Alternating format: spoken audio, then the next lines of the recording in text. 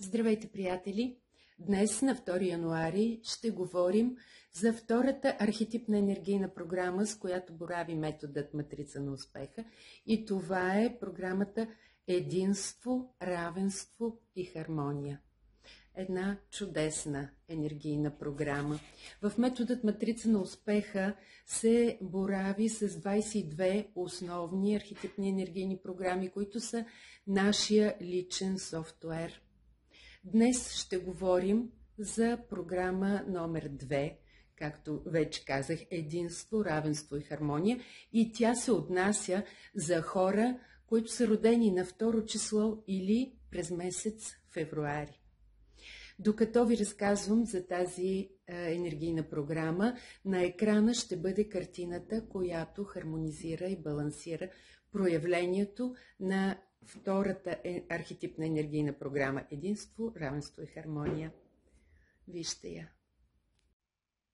Ако ти си човек, роден на 2 число или през месец февруари, то ти притежаваш архетипната енергийна програма номер 2, която се казва единство, равенство и хармония. В момента на екрана виждаш картината, която хармонизира и балансира проявлението на тази архетипна енергийна програма в живота ти. Какво означава тя? Ти си човек, който притежава дипломатически умения. Имаш способност да решаваш конфликти, да заглаждаш острите ръбове, а също така и да погасяваш негативни изблици на емоция. Умееш да виждаш надълбоко нещата.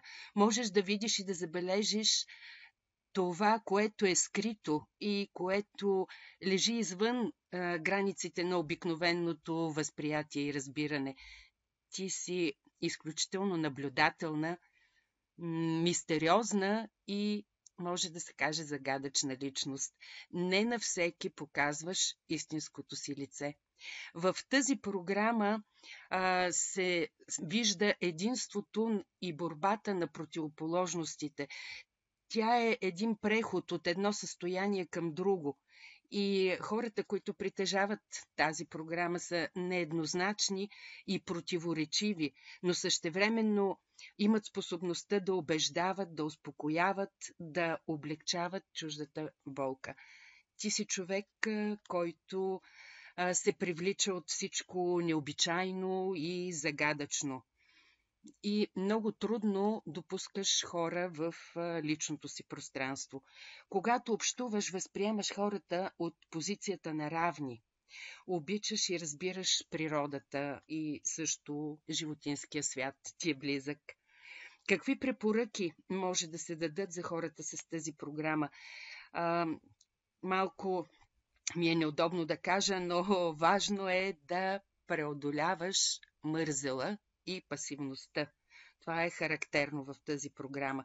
Да се научиш да заявяваш открито себе си, да слушаш интуицията си и да се опиташ да бъдеш честна със себе си и с хората също.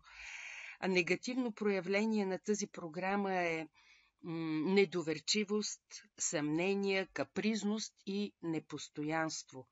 Също така е възможно сплетничене, изпадане в объркано състояние, недоволство, нерешителност, пасивност и, отново да кажа, малко мързел.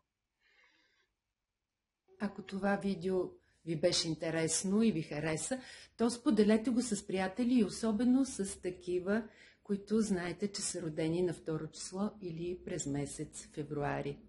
А утре ще разгледаме архетипна енергия номер 3, която е изключително интересна, но за нея утре. До скоро!